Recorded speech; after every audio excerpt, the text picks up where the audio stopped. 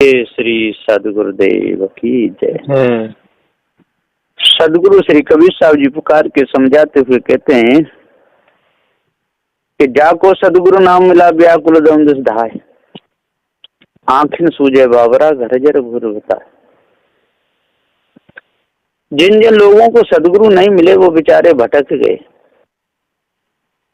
जाको सदगुरु नाम मिला व्याकुल दम दस धाय, और व्याकुल होकर के चारों धामों में खूब घूम रहे हैं, चारों दिशाओं में अर्ध ऊर्ध खूब घूम रहे, नैऋत्य ईशान्य वायु पूरब पश्चिम उत्तर दक्षिण खूब घूम रहे, लेकिन उन लोगों को शांति नहीं मिली। भटक भटक के बेचारे मर गए। जाको सदगुरु नाम मिला। जिसको सदगुरु नहीं मिले, इनको मायावी गुरवा लोग मिले, मांसाहारी मिले, वो बेचारे मांस को खा खा बकरों काट काट के मर गए। अब सदगुरु मिल जाते तो बकरे का सिर काय को काटता, सदगुरु मिल जाते तो काय को मछलियों को मारता। तो इन लोगों को सदगुरु नहीं मिले, इसलिए पाप कर्म कर रहे हैं। जाको सदगुरु नाम मिला। साधु श्री कबीर साहब के साथ में भक्त लोग चलते थे तो कहते थे कि गुरुजी देखो ये पत्थर पूज रहा है, तो आप कहते हो ठीक नहीं, तो पूज रहा है बेचारा, वो कोई गलत नहीं कर रहा है, जो कर रहा है सो कर रहा है। ऐसा ही उनको मायावी गुरबा लोग मिले, कोई सदगुरु नहीं मिले इसलिए पत्थर पूज रहा है। इसको सदगुरु नहीं मिले इसलिए पत्थर पूज रहा है। यदि सदगुरु मिल जाते तो काय को पत्थर पूजता, तो उसका दोष नहीं है, वो तो बेचारा भोला जीव है और भटकाने वालों ने भटका दिया है। अब इसको पारक ज्ञान करा जाए तो इसको जल्दी होगा ही, नहीं तो समय बर्बाद जाएगा। इसलिए यहाँ समय बर्बाद करना बिल्कुल बेकार है। अब काशी मथुरा हरिद्वार में जाकर कोई पारक ज्ञान दे तो वहां क्या चलेगा, कुछ भी नहीं। तो लोगों के अंदर तो वो राधे राधे श्याम श्याम भरा हुआ है, तो उसी में पूरा समय निकाल रहे हैं। तो साहब जी समझाते थे कि जिन लोगों को सदगुरु नहीं मिला है इसलिए जो पत्थर पूज रहे हैं। इन लोगों को सदगुरु नहीं मिला इसलिए पत्थरों की मूर्ति के सामने और भीड़ लगी हुई है, मेला लगा हुआ है। ये बेचारे दुख धक्के मुक्के खा रहे हैं। इसलिए गंगा यमुना पर भीड़ देख करके भी लोग कहते थे कि साहब देखो ये कितनी भीड़ लगी है, कि इनको भी सदगुरु नहीं मिला, न काय को धक्के मुक्के खाएंगे। हाँ, नहाने में कोई दोष नहीं है, गंगा में नहाओ चाहे यमुना में नहाओ चाहे काऊ में नहाओ, नहाया आओ, घूम आओ, घूमने में कोई दोष नहीं। टहले आओ, कहीं भी जाओ, चाहे गंगा सागर घूमे आओ चाहे काशी मथुरा हरिद्वार नंदगांव बसान, घूमने में क्या दोष, कुछ नहीं, कहीं भी टहल के देखे आओ वहां की बाहर। लेकिन जो कल्याण के वास से जाते हैं, इच्छा से जाते हैं और वहां पर कोई सिद्धि की प्राप्ति होती है कि पाप कट जाते गंगा नहाने से, यही दोष है। गंगा में नहाने से कोई वो नहीं है, पर लोग कहते हैं कि पाप करते हैं, बस ये दोष है, पाप नहीं करते वहाँ, है ना। जो पाप कटने की भावना से जो गंगा में नहाते हैं वही दोष है, और बिना पाप कटने की नहाए जल है तो नहाना है तो कोई दोष नहीं है। बिना पाप कटे जाए तो कोई बात नहीं, तो कोई बात नहीं, बिना पाप कटे जाए हैं, पाप नहीं करने चाहिए, पाप कटते ही नहीं, कटने का चाहिए। हाँ, पाप कटेंगे, कट जाए तो अच्छी बात है, लेकिन गंगा नहाने से कोई पाप नहीं करते। तो जिनको सदगुरु नहीं मिला तो इसलिए बेचारे दुख भोग रहे हैं। 4-4 बजे उठ कर जा करके नदियों में जा जाके गोते लगा रहे, ठंडी के मारे मर रहे बेचारे। कैसे थे, अब बुद्धि तो क्रैक हो गई थी उनकी। वो क्या कहते हैं, गौतम ऋषि की, इसलिए तो जाते थे जो कितने 12 कोस में चल करके नहाने के लिए, और फिर वो जाके मानते थे कि ऐसे क्या हुआ, तभी तो छल हो गया उनके घर में। तो सदगुरुदेव जी पुकार के समझाते हुए कहते हैं जिनको सदगुरु नहीं मिला, और ब्रह्मा को भी सदगुरु नहीं मिले इसलिए तो बदफैलों में फंसे रहे। न विष्णु को सदगुरु मिले, विष्णु को सदगुरु मिल जाते तो बिंदास से छलकाय करते, सदगुरु छल करने का उपदेश देते ही नहीं। और शंकर को सदगुरु मिल जाते तो भक्ति के संग शिव जी भागे, कामदेव ने पतन किया और 14 लोक देव का मंडल व्यासदेव रमण किया और भजन की नार से बिगड़े मनसा पाप लिखा दिया। कुंती के संग सूरज बिगड़े कुआरे पन भोग किया, दानी कड़ भय कुआरी के पाप के बीज भय, निगम लख गोवन पार भय। ये लोगों को सदगुरु मिल जाते तो जैसे उल्टे सीधे कर्म क्यों करते, है ना। उनके इतिहास सामने है और सही के गलत जाने उन्होंने ऐसे काम किए भी कि नहीं किए, कि इन कवियों ने दोष लगा दिया। तो जाको सदगुरु ना मिला, नहीं तो ऐसे कर्म करने वालों को सदगुरु मिले और न ऐसे लिखने वालों को सदगुरु मिले, कि सब के सब ढोंगों में समय बर्बाद कर गए। तो जाको सदगुरु ना मिला।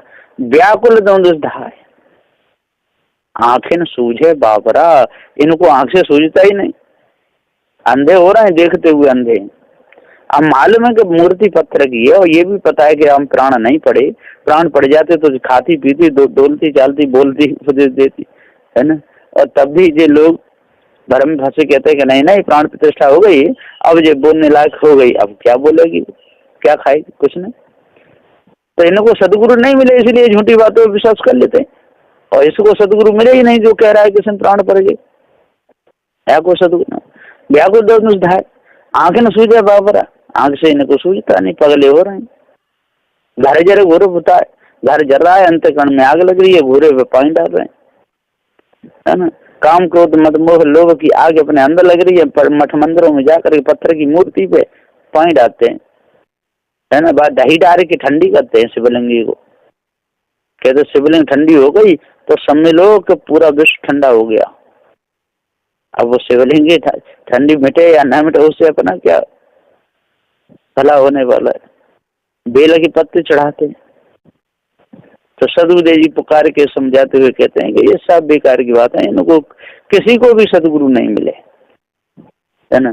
जो तंत्र मंत्र जादू टोना हवन होम 4 वेद 6 7 18 प्राणों की मानंदी फंसा हुआ है, इनको सदगुरु मिले ही नहीं।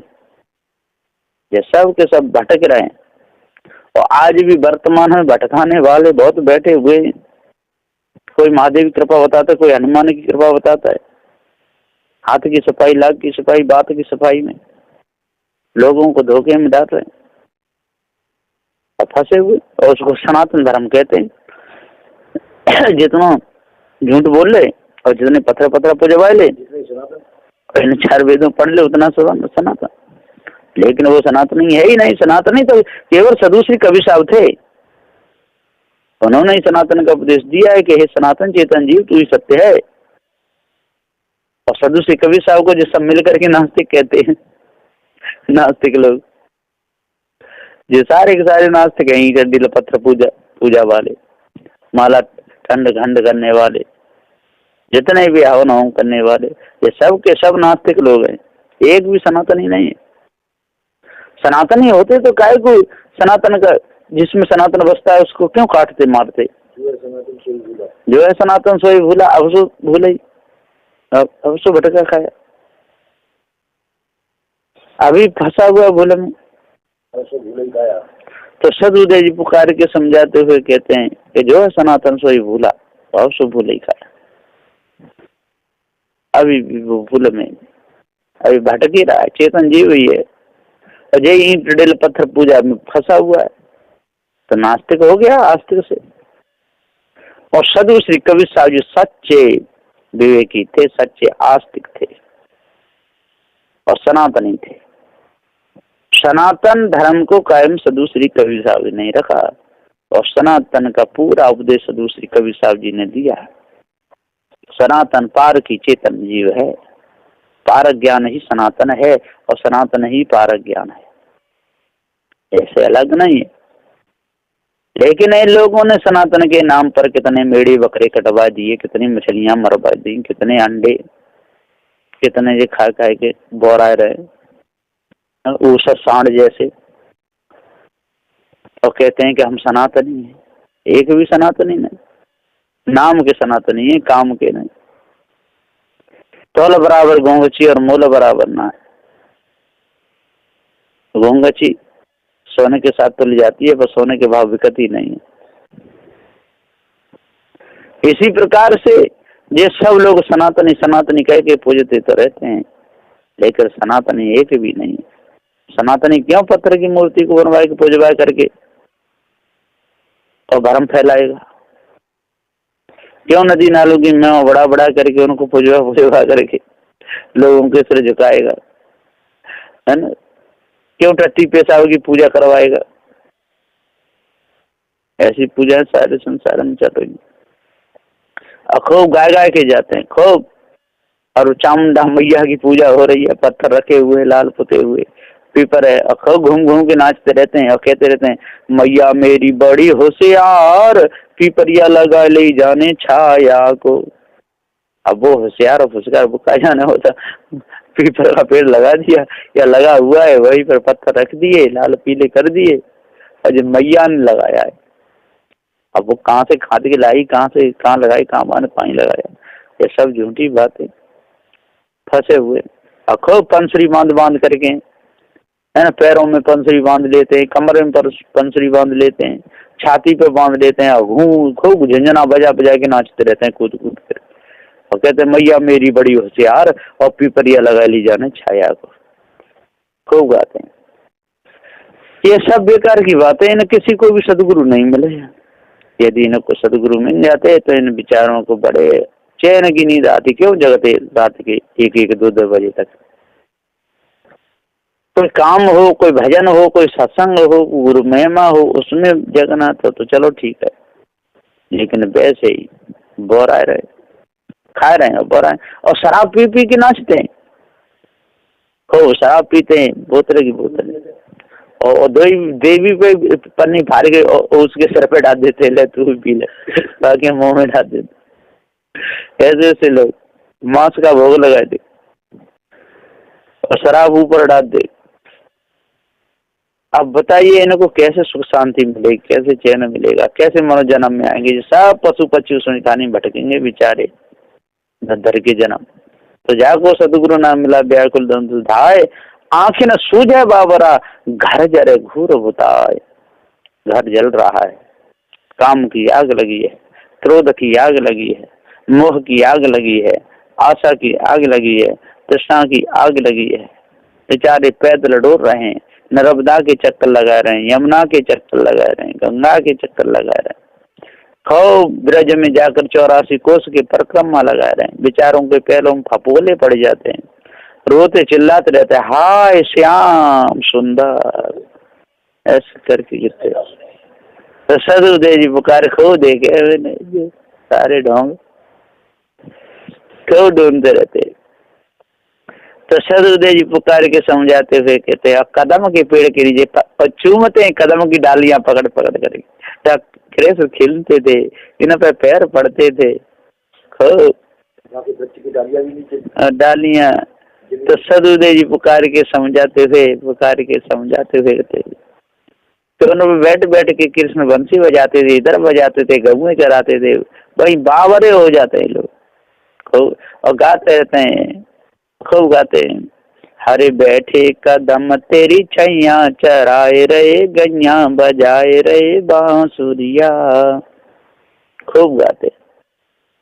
और कृष्ण के मुख से कब बात है, खूब अपनी मैया से कृष्ण कह रहे हैं हम ना चरही प्यारी गैया, जसोदा मैया हमें तो बन डर लागे। ये जसोदा मैया हमें तो बन डर लगा, हमने चराएंगे आप गई क्यों नहीं कि वृंदावन के ताल सूख गए, प्यास न मरे प्यारी गैया, जसोदा मैया हमें तो बन डर लागे। अरे तो घास चराएगी पेट भर जाएगा कि वृंदावन की दूब सूख गई, भूख न मरे प्यारी गैया, जसोदा मैया हमें तो बन डर लागे। तो बगीचों में छाया गई थी बैठाते रहना, तो वृंदावन के बाग सूख गए, घाम न मरे प्यारी गैया, जसोदा मैया हमें तो बन डर लागे। इस प्रकार से कृष्ण का मुख से कब बातें रहते, कितना झूठ बोलते हैं। और क्या कहते हैं कि जो उनका बेटा था ना, कृष्ण का बेटा प्रद्युम्न और कृष्ण दोनों एक से थे, पता नहीं चलता था कौन बाप और कौन बेटा। ऐसा कभी होता ही नहीं, बाप की उम्र ज्यादा होती है, बेटा कम होते है, कुछ न कुछ चिन्ह होता है। ऐसा नहीं कि एकदम बराबर एक से ही हूँ, उम्र का फर्क पड़ता है। फिर कहते हैं कि जब कृष्ण दरबार में आते थे तब खड़े हो जाते थे, वो बैठे ही रहते थे लोग कि ये तो प्रद्युम्न आ रहा है। और जब प्रद्युम्न आता था तो सब खड़े होते थे, तब प्रद्युम्न कहता था नहीं नहीं नहीं नहीं पिताजी तो पहले आ गए, और कभी कहता नहीं नहीं पिताजी तो पीछे आ रहे। अब बता, इतने मूर्ख थे, रोज वहाँ रह रहे हैं, रोज वहीं जन्मे जो क्या है, तो उनको पता नहीं चलेगा। ये सारी बेकार की बात। फिर कही कि हे कृष्ण भगवान, पता नहीं चलता है कि प्रद्युम्न आगे कृष्ण है तो क्या करना चाहिए, तो उनने मोर का पंख लेकर के मैंने मस्तक से बांध दिया, ये पहचान कर ले। ये सब बेकार की बातें जो इन लोगों को सदगुरु नहीं मिला। ये सब भ्रम के लोग भ्रम में फंस करके और अपने जीवन को बर्बाद करते हैं। और किसी किसी ने तो इन्होंने महामूर्ख लोगों ने, मैं तो यही कहता हूँ, और मोर का पंख सदु कबीर साहब के भी माथे पे बांध दिया कई फुट में। कबीर साहब जी कोई मोर का पंख कोई माथे पे बांधेंगे? ये सब बेकार की बातें हैं। जो कबीर साहब के मासिक पर जो मोर का पंख बांधा है, जो धार्मिक लोगों ने वैसे ही किया है। जी ढोंगी लोगों का चिन्ह है। ये कबीर साहब कभी नहीं बांध सकते मोर के पंख को अपने सिर से, क्योंकि वो तो गंदा है, मोर का पंख है। और सदु श्री कबीर साहब जी शुद्ध शाकाहारी पवित्र थे, तो शुद्ध शाकाहारी पवित्र थे और जो सबका जो खंडन करते थे झूठी बातों का और सत्य बात का खंडन करते थे सदु श्री कबीर साहब जी। वो कभी मोर के पंख को अपने मस्तक से नहीं बांध सकते, और जिन्होंने जो बांधा हुआ है वो जो उसको जो करते हैं ये बिल्कुल गलत कहते हैं, तो कोई झूठी बात है। तो जागो सदगुरु नाम मिला व्याकुल दंश धाय, और आंखें न सूझे वाबरा घर जरे घूर भुताए। इसलिए सदगुरुदेव जी पुकार के समझाते हुए कहते हैं भैया अब इन घोरों पे पानी मन डारो, इन मठ मंदिरों में पानी मन डारो। ये गंगा ये पूज करके आप अपने आप बिगाड़ रहे हो, दूसरों के बहुतों की बुद्धि को भ्रष्ट कर रहे हो। इसलिए आज चेत जाओ और चेत करके शुद्ध साफ पवित्र अपने मन को बना लो। और जब आपका मन बिल्कुल शुद्ध साफ हो जाएगा, पवित्र हो जाएगा, अष्टमाश्रम आपके अंदर आ जाएंगे। सदु श्री कबीर साहब का जो पारक ज्ञान है